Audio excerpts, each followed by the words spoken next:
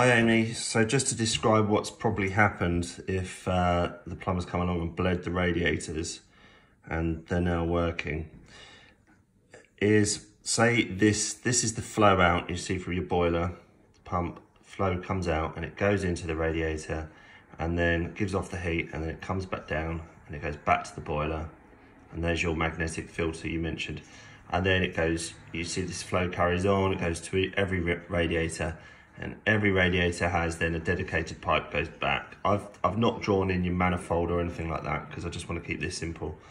And let's say this radiator is working okay, but the pipe work here is blocked up. So that would stop that flow to these radiators. But this pipe, this return pipe, might still be free. So by bleeding a radiator, what you can then do is you open the tap in here and you bleed a load of water off, and what actually will happen is this hot water here can get dragged out, dragged back up the return. So this water, because you can see essentially, I mean imagine this is just a box full of water, which is basically what it is. And so there's nothing stopping, if you're bleeding this radiator, this water coming back down here and back out here. But what it does first is obviously it fills this up, and then it does that, and then you do the next one, you bleed the next one, and this water backtracks, fills this up. And then you go, great, all the radiators are hot.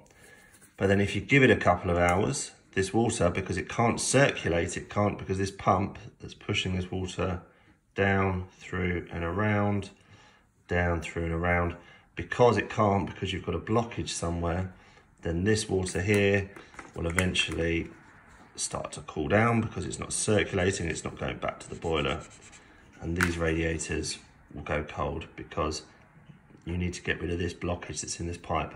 And as I said, 8mm microbore blocks really easily.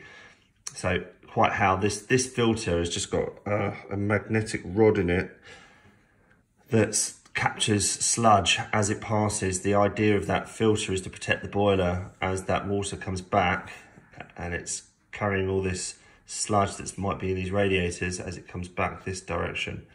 It goes through, passes over this magnet, sticks to this magnet, and then doesn't go back into the heat exchanger of the boiler.